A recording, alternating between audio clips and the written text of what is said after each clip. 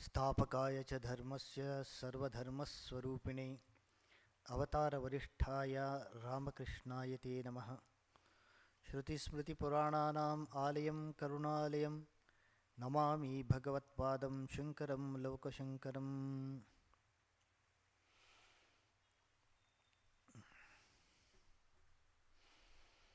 Today's topic is Upanishads, and I am taking the third class on Upanishads. So in the first class I gave the brief introduction about the Upanishads. Those who have attended this class online or offline, they can recollect. I mainly dealt with the journey of the Upanishads to the West from the 16th and 17th century. And later on, how the floodgates of the wisdom of Vedanta was opened to the West after the travel of Swami Shivakantanandaji to the West. In the second class also, I gave the realization of the wonderful knowledge that is told in the Upanishads. And also I dealt with the first chapter of the Upanishads. So the Shanti mantra for the Mundaka Upanishads is Bhadram Karne Bishrunu Yama Devaha. First I will chant that and proceed with the Mundaka Upanishad. Om Bhadram Karne Bishrunu Yama Devaha Bhadram Pashe Makshabhiryajatraha Sthirairangai Sastanubhihi Veshema Devahitan Yadayuhu Swasti na Indro Vruddhashravaha Swasti na Pusha Vishwavedaha Swasti nastarksho Arishtanemihi Swasti no Bruhaspatir Dadhatu Om Shanti Shanti Shanti Harihi Om.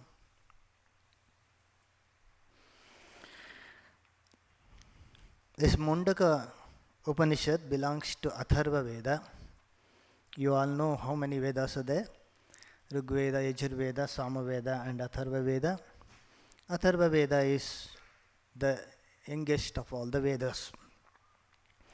So the Western authors believe that many things are appended into the Atharva Veda. Many Upanishads are later added into the Atharva Veda. So the question arises naturally how this Mundaka is, whether it is a older Upanishad or the younger Upanishad. Those things are very much related to the academical studies. It is not for the people, especially those who are practicing the spiritual practices following the Vedanta. Anyway, I will give the brief outline of that. In the Atharva Upanishad, in the Atharva Veda, there are three principal Upanishads. One is the Mundaka, second one is Prashna, and third one is the Mandukya. For all these three, Shankara has written the commentary on this. That is how it becomes the principal Upanishads. Out of the 10 Upanishads, whatever commentary Shankara has written becomes the principal Upanishads. Secondly, there are many Upanishads in the Atharva Veda, unlike the Rig Veda, Yajur Veda and all that. Atharva Veda contains many Upanishads. Those are classified as the minor Upanishads by Paul Dyson. There are other very efficacious Upanishads like Garbhopanishad and Brahmopanishad. So some people argue that why Shankara took these three Upanishads and not the other Upanishads. And some of the people argue that because Garbhopanishad and Brahmopanishad are not dealt in the Brahma Sutras, Shankara has not written the commentary on that. But if that logic has to be extended, it has to be extended to the Mandukya also, because Brahma Sutra doesn't mention anything about Mandukya. But importantly, for the Mandukya, his Paramaguru Gaudapada has written Mandukya Karika. Hence, Shankara remains choiceless in case of Mandukya Upanishad. But as far as the other two Upanishads as concerned, like Mundaka and Prashna Upanishads, they have very good the subjects related to the Vedanta, so he might have selected that these two particular Upanishads ahead of Garbhopanishad and Brahmopanishad. There are many other Upanishads also in the Atharva Veda, as I mentioned. This is about the introduction for the Mundaka Upanishads, where it comes and all that. Then in the first section, the Upanishads deals with Paravidya and Aparavidya. Devidye veditavye iti asma parachaiva aparacha. Last class also I had told how the Shaunako havai maha shalaha angirasam vidivat upasanna papracha. This is how the Upanishad goes. It is a dialogue, conversation between the disciple and the teacher.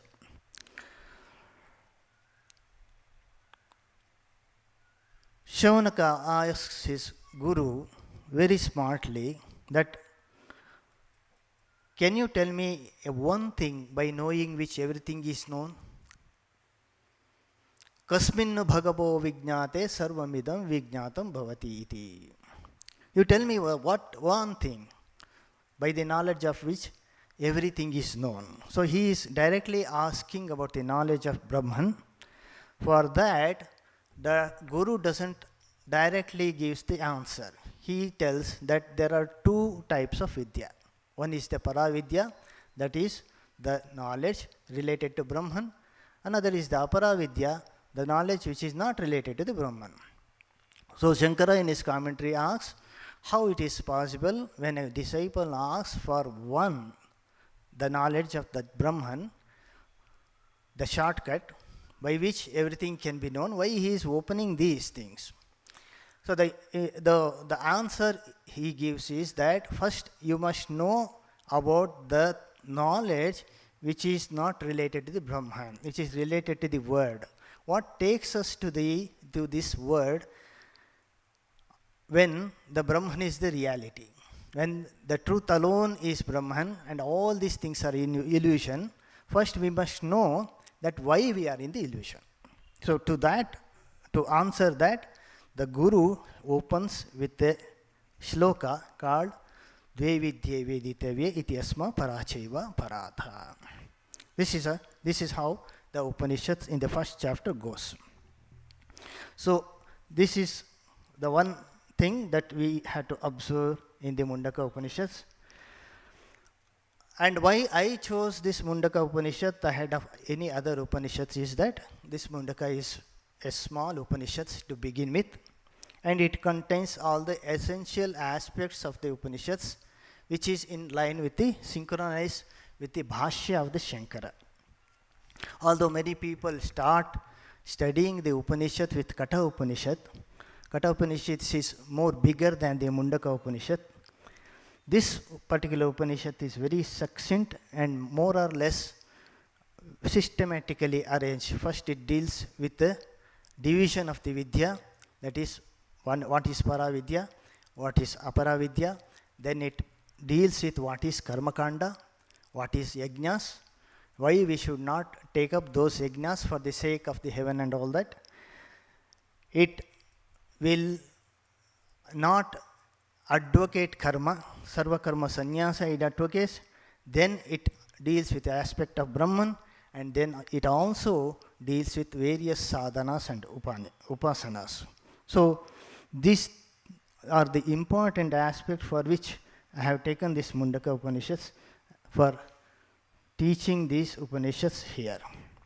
And also some of the people particularly asked to know about the Upanishads, the fundamentals of the Upanishads and the aspects of the Upanishads, so it will be easier for them if they follow these classes. More importantly, this Mundaka Upanishads deals with the Sannyasa Yoga. We all know that Swami Vivekananda teached about the yoga. Several aspects of the yoga are there, 4 aspects chiefly: Jnana Yoga, Karma Yoga, Raja Yoga and Bhakti Yoga. And many other yogas also comes in the scriptures. This Mundaka Upanishads is for the people who are shaven-headed, that means to say it's for the sannyasins.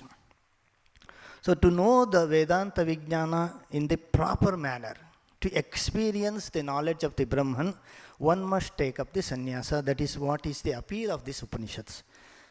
That is why in one of the mantras, it is told that Vedanta Vijnana Sunishchitarthaha Sannyasa Yogat Yataya Shuddha Sattvaha.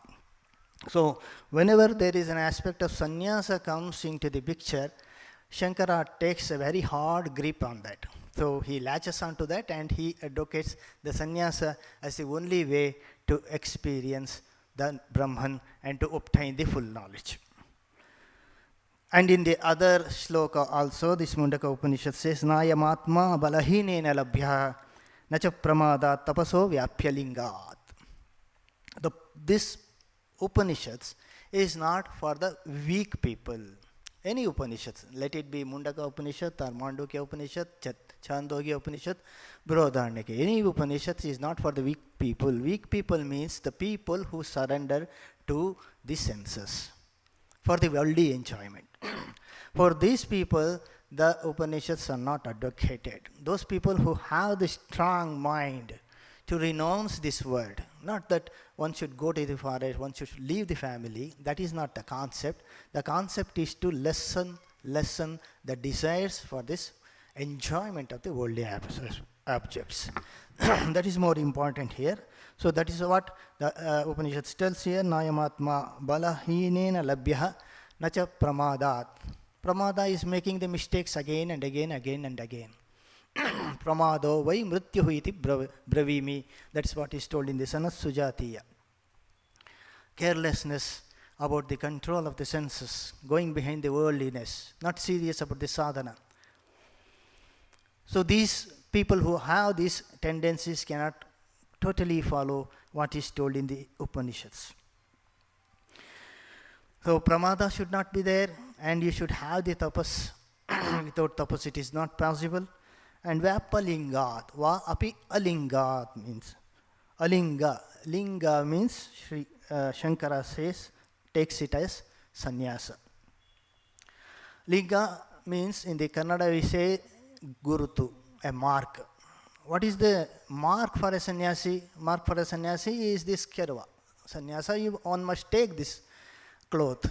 One must have some insignias. Without that, if they may be mentally you have renounced, you can wear the pants and shirts and say that I am also the knower of Brahman, that's good. There is no such restriction in the aspects of the knowledge. I will come to that later.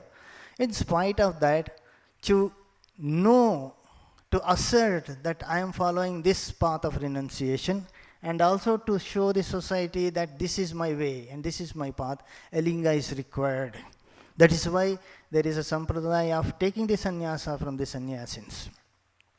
Taking all these insignias like danda, kamandalu, kashaya, vastra, all these things comes in the aspect of linga. That's why Shankara in the Bhashya says, Lingam sannyasa harita jnanat na labhyate iti arthaha.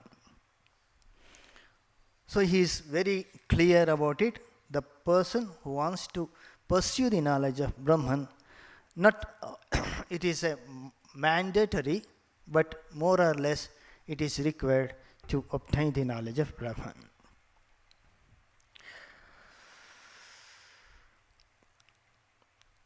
Other than this pure aspects of Brahmajnana, Shuddha Brahmajnana, it also deals with by practicing the renunciation. Vedanta Vijnana Sunishchitartaha Sannyasa Yogad Yataya Shuddha Sattvaha Te Brahmaloke tu Parantakale Paramrutam Amrutam Icchanti Sarvaihi.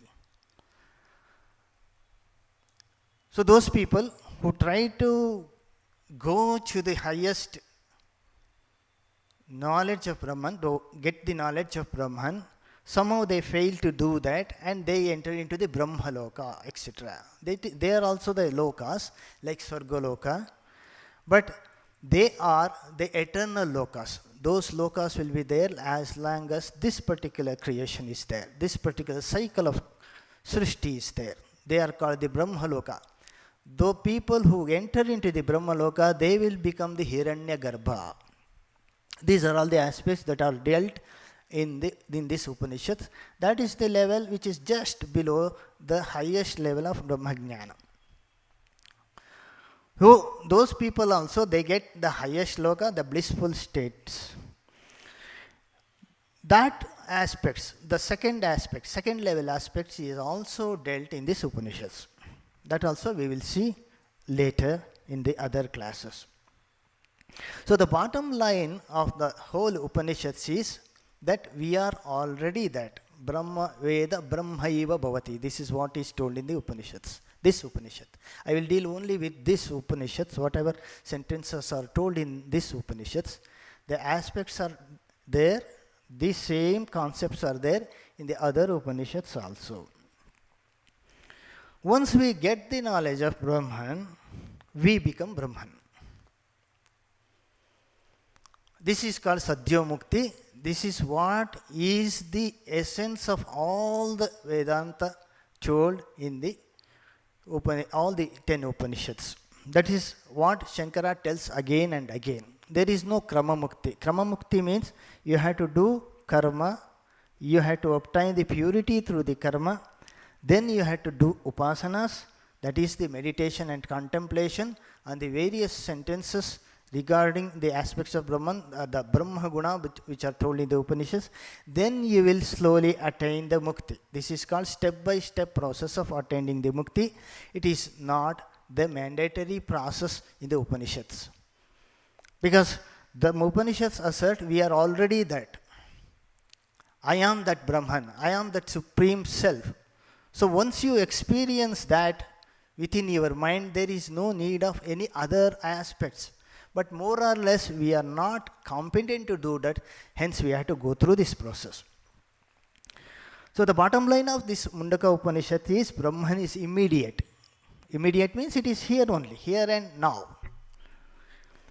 It is just like striking a matchstick in a room or a cave which was dark for thousands and thousands of years. That's what Sri Ramakrishna also says in the Gospel of Sri Ramakrishna, where he says that suppose if you go to a dark room and strike a matchstick, will the darkness go inch by inch? It goes the moment you strike the matchstick. So in the similar way, once you experience that knowledge, that ajnana, nivritti and jnana prapti will happen immediately. So this is the bottom line of this Upanishads.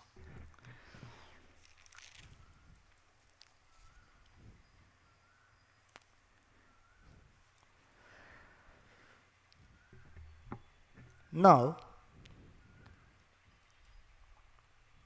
we will take the first chapter of the Upanishads. Those who have brought the book, I told last time, to purchase some sort of small book or the big Bhashya book with the commentary, which are available in the market. We have the small books on Mundaka Upanishads in Kannada available in our bookstall, and also 8 Upanishads by Swami Gambhirananda in English. Any one of those books you can buy to follow these classes.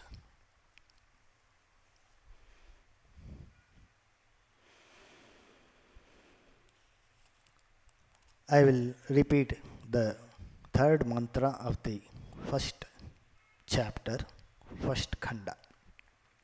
Shaunako havai mahashalaha angirasam vidivat upasannapapracha kasmin bhagavado vijñate sarvamidam vijñatam bhavati iti.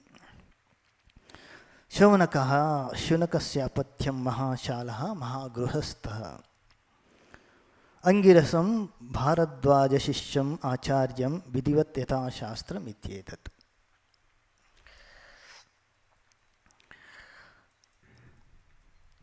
In our olden tradition, the Guru should be a person who has experienced the Brahman. This is the fundamental condition to become a master. once he becomes a master, the seeker of this Brahman should go with Samit Panihi. Samit means those firewoods which the brahmacharyans use for the Agni Karya daily. So that means to say that this person wants the knowledge of Brahman. Shrotriya means the person who has studied the Vedas. Brahmanishta means the person who is always contemplating on the Brahman. These are the qualities of the Acharya. The qualities of the Shishya, the disciple, is that he must have the hunger for this knowledge. And whatever Guru says, he must simply follow that with the 100% faith, with full faith. So, Shastrasya Guru Vakyasya Shraddha. Shastra and Guru Vakya, in that pramana, whatever faith you have, that faith only takes you to the higher knowledge. That is the first thing. So that is why Shaunaka Mahashalaha Mahagruhastaha. He was a householder. In those days, the householders were also very strong renunciates. They used to give up this word after some age, after completing all their duties to their households. So that person comes to Shaunaka comes to Angirasa, and he offers whatever has to be offered as a disciple to the master and asks the question. Upanishads always a dialogue between the disciple and the master. Kasmin bhagavo vijñāte sarvamidam vijñātam bhavati iti. Ekasmin vijñāte sarvavid bhavati. The disciple is very smart. He is asking a direct question. He don't want to put a lot of efforts. He wants to put a simple effort, one effort to know that Brahman. I want to know that one thing, by knowing which everything is known. So he don't want to waste his time in knowing many things, because in the Shastras there are so many things told other than Brahman, other than the things which doesn't take us to the emancipation. So Shaunaka asks his Guru Advaita Vijnana directly. So that is why Shankara tells in his commentary, Akshara bahulyat ayasa bhirutvat prashnaha sambhavati eva kasmin vijñāte sarvavit syāt. Akshara bahulyas means there will be so many words. If I ask something other than this, Guru will keep on telling so many other things which are not required for the purpose of liberation at all. Then ayasa, there will be lot of strain, unnecessary. Why should we strain ourselves in all these aspects when we have already, strained ourselves so much in this world, involving in this grihastha karya? Why should we do it again in this aspect of liberation also? So he asked directly that question. Tasmai sahovacha dve vidye veditave iti hasma yad brahmavido vadanti parachaiva paracha.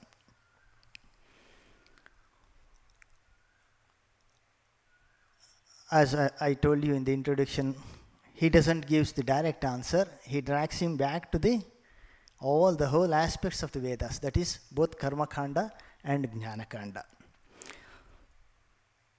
The demarcation starts from here. First he will tell about the Karma Kanda. What is the aspects of sacrifices, Agni sacrifices? What are the benefit of doing that? First he starts telling about that.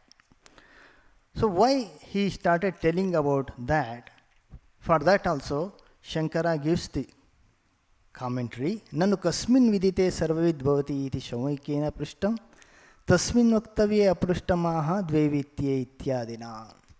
When Shaunaka asked, by knowing the one by which everything is known, why the Guru is telling something other than that?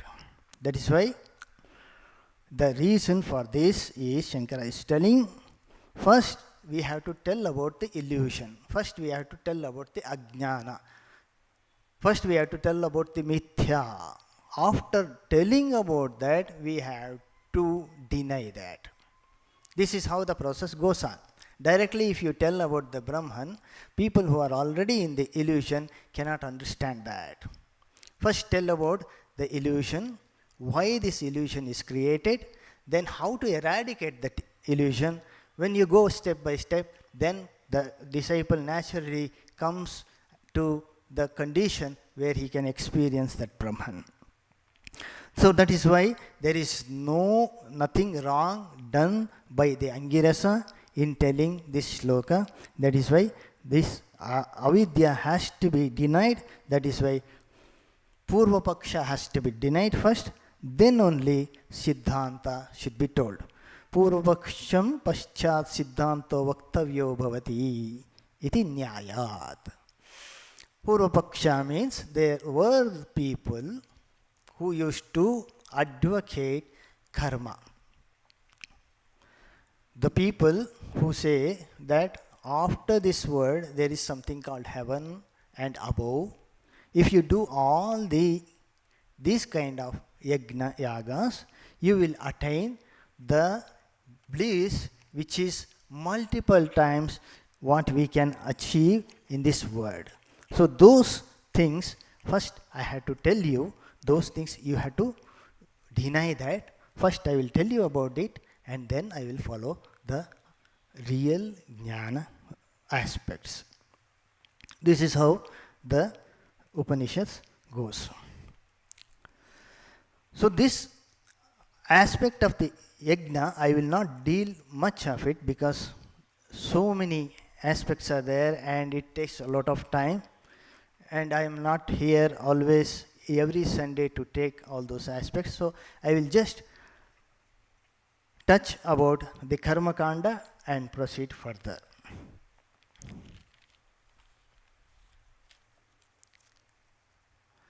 These aspects of karma is dealt elaborately in the Mimamsa Shastra.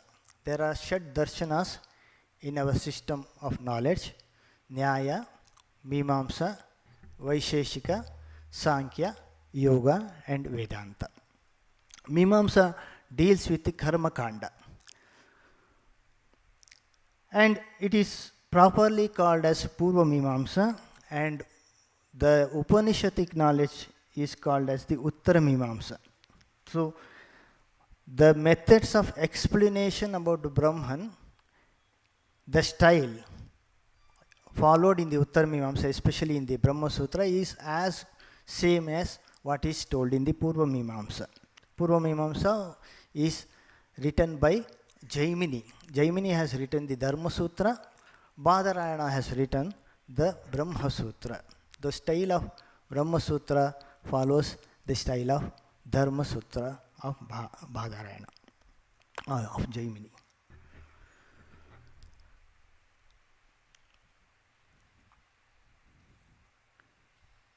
And in the Upanishads also, the method of giving the steps is almost like Purva Mimamsa only. So, the Advaita, before entering into the Advaita practices, one must know about the karma and the need of renouncing the karma. That is why, what are the aspects of karma, one must know that. So in the karma kanda, we need a fire. To that fire, we will offer the oblations. For offering the oblations, we need what is called as dravya.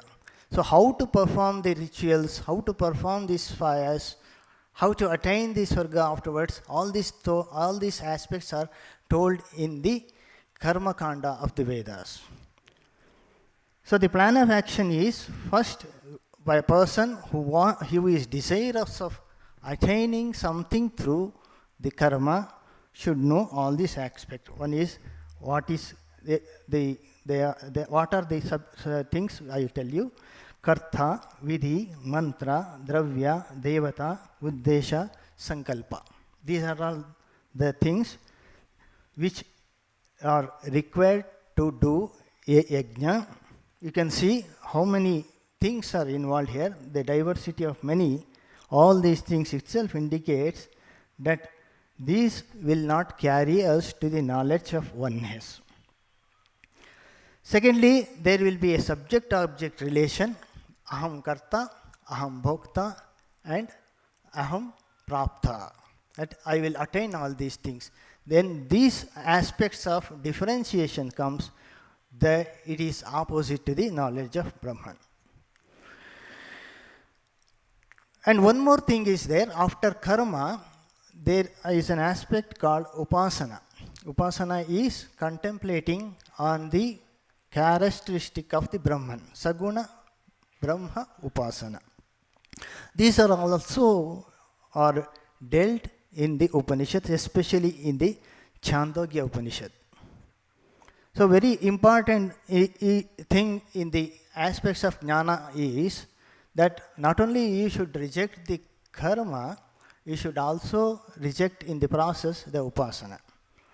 Step by step, you have to attain to such an extent, you will be contemplating on the Brahman alone. So meditation is nothing but superimposing the Brahman on the objects known to us. So first thing is the karma, next is the upasana. The upasana are taken up in between as an in-between process because there is a commonality between the knowledge of Brahman and this upasana. That is what is told in the Chandogya Upanishad Bhashya by Shankara, that rahasya samanyat manovritti samanyat. So this secret is that both it has the mental waves are common in both. That is Brahmakara vritti we make in the aspects of knowledge. Here in the meditation we meditate on the particular object. So this is about the aspects of the karma. And the same Upanishads, first it will tell how to perform those karma, then it will reject that karma and it will blame that karma as something which will not give us the eternal liberation. That is the seventh mantra, which I am going to repeat it now. Plavahyete adruda yajna rupaha ashtadashoktam avaram eshu karma etat shreyo ebhinandanti mudaha jaramrityum te punarevapi yanti. So suppose if we depend ourselves on this karma, they will make us to come back again and again to this mundane world. Plavaha means something which are lighter. Plavaha vinashinaha iti arthaha ete adrudaha astiraha yajnarupaha. These yajnas and other things may take us to the heaven, but again after experiencing the enjoyments in the heaven, one must come back again to this world. So the people who are mudas, who are not, who are stupid, who are not good enough to distinguish between what is good and what is bad, they will follow this and they will come back again to this world and they will again go through this world of misery. So that is why we should not follow the people who are following these karma aspects.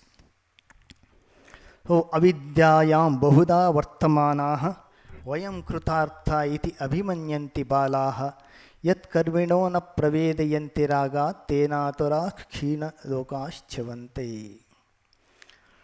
Avidya is nothing but the knowledge with people who doesn't have the knowledge of Brahman. When these people are followed, they will take you to these karma aspects. These karminaha na pravedayanti raga. The desire for enjoying this world and hereafter, they will not come out of it. And after some experiencing these things, again the people will fall into this world of misery. Kshina lokaha, kshina karma phalaha, sarga loka chavante. After experiencing some joy in the heaven, again these people will come back and experience the same kind of misery that the whole world is experiencing.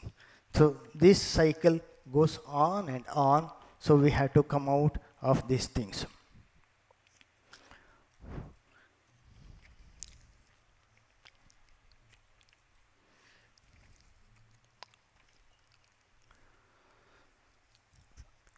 So a wise person, once he comes out of these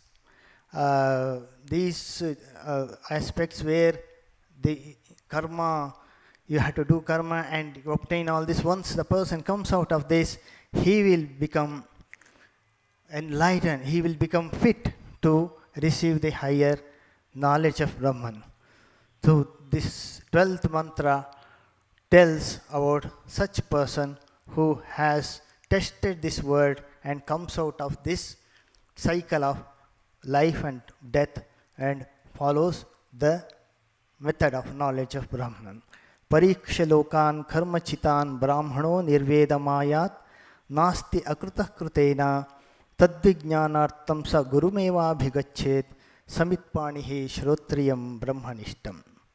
After testing this word and several words, the person gets the renunciation, the desire to renounce the whole world. Then he comes to the Guru and with Samitpani, again like Angirasa, how Angirasa was approached by Shaunaka, he comes to the Brahmanishta Guru and seeks the knowledge of Brahman. Now the Upanishads assures him the highest knowledge. Then Guru starts teaching the knowledge of Brahman to this disciple. Tasmai savidvan upasannaya samyak prashancha chittaya shamanvitaya enaksharam purusham veda satyam pravachatam tattvato brahmavidyam. So that person comes to the Guru who is Brahmavid. Tasmai savidvan guruhu brahmavid upasannaya upagataya samyak yata shastra mityechat. And what is the characteristic of the disciple? He should have prashanta chitta, that person who has overcome the desires of the world. He comes and seeks this Paravidya. Then to such disciple, Acharya, that Guru also should give the correct knowledge of Brahman. Now we'll come to the second Mundaka, the first Kanda. The first shloka says, Tadetat satyam yatha sudiptat pavaka visplingaha sahasrashah prabhavante sarupaha tathaksharat vividas somya bhavaha prachayante tatra chaivapi yanti. This Satya, the aspect of Satya is dealt thrice in this Upanishad. One of the famous sentence of this Upanishad, Satyameva Jayate Nandrutam, you might have seen in the emblem of our constitution, where the 3 lions are there of the Ashoka Stamba. There also it is written Satyameva Jayate. Thus, this Satyameva Jayate comes in this Mundaka Upanishad. Tadetat Satyam, here the Satya is dealt in 3 ways in this Upanishads. First, here in this particular shloka, yatha sudiptat pavakat vispalingaha sasrasha pravante sarupaha.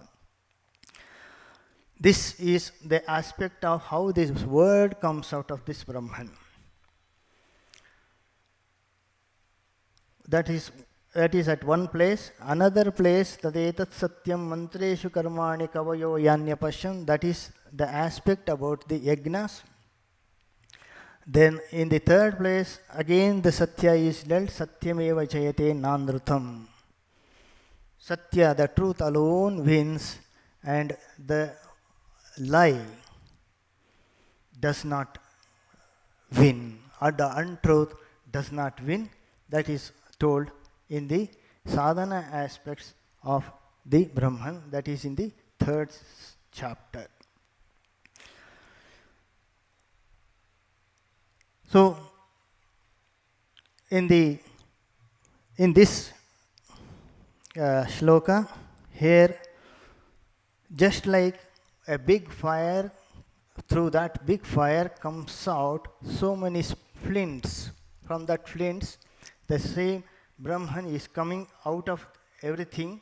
So also, this word is coming out of Brahman.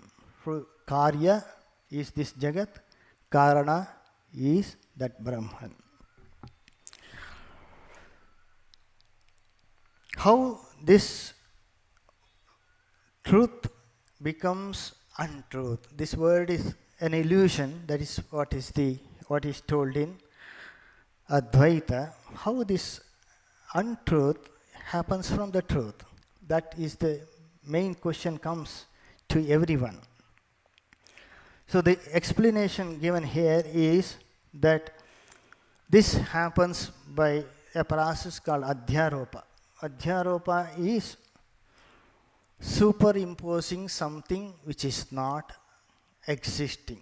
It is the classical example given is the snake and rope. Suppose we see a snake in the evening and feels that a rope is not a rope, it's a snake. Then after some analysis, we'll come to know that, oh, this is not a snake, it's a rope. So this is what is called Adhyaropa, which Adhyaropa means superimposing something which is not existing. How this happens is by the power of illusion. It happens, Adhyaropa and Apavada. First we will superimpose it, then we will remove it. It is called Apavada. Deny it, we will come back to the original knowledge. So this happens when we do the analysis. That is called Vichara.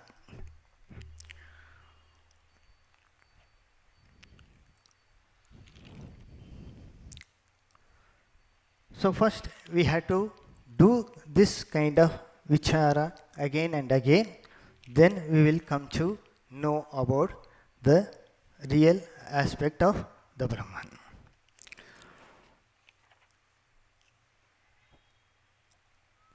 The second shloka is Divyo Hemurtah Purushah Sabahya Bhyantaro Hyajaha Aprano Hyamana Shubro Heksharat Paratah Paraha.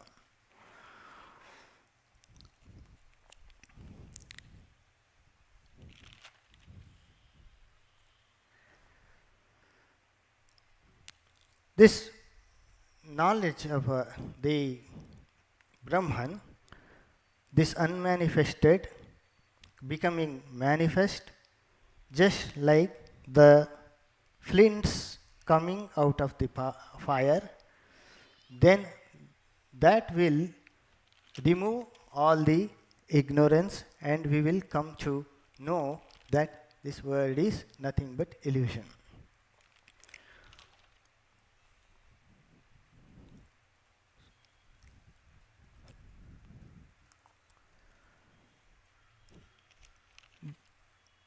Then the other aspects also comes into the picture. Those things I will take in the next class. Vidyate Hrudya Grantihi and all those shlokas will come. That we will deal in the next class. And we will look into more aspects of Brahman there.